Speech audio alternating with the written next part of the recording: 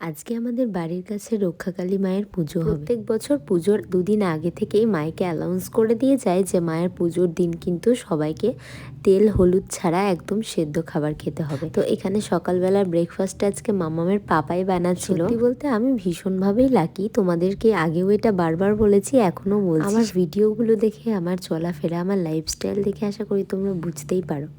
তো এখানে মামামের পাপা তেল ছাড়া কি সুন্দর গোলা রুটিটা বানিয়েছিল সকালের ব্রেকফাস্ট। আর এখানে ডাল সেদ্ধ, আলু সেদ্ধ, ঘি ভাত দিয়ে আজকের গরম গরম খাবারটা খেতে বেশ ভালো লেগেছিল।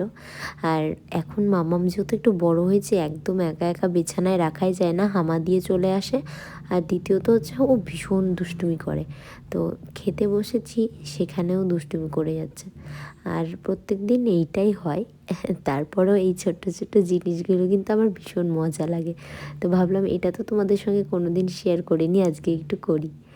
যাই হোক, সন্ধ্যাবেলা মাকে দর্শন করতে গিয়েছিলাম, আর প্রত্যেকবারের মতো এবারও দেখছি মায়ের মূর্তি তৈরি করা হচ্ছে। আর মাকে ঘিরে অনেক অনেক লোক বসে আছে, সবাই মন দিয়ে দেখছে মায়ের মূর্তিটা কি সুন্দর করে তৈরি করা হচ্ছে। তো প্রত্যেকবার আমরা সকাল থেকে নিরামিষ খেয়ে মায়ের কাছে আসি, আর এসে এখানে মাকে ভোগ দিয়ে যাই।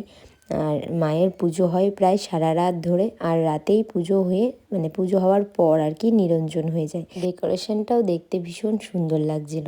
আর এদিকে সব পূজার জোগাড় জানতে হচ্ছে। যারা মায়ের পূজার জোগাড় করে তারা কিন্তু একদম উপাস থাকে, মানে কিছুই খায় না। অনেকে তো একদম নির্জলা উপাস থাকে। ভীষণ ভক্তি ভরে মায়ের পুজো করা হয়।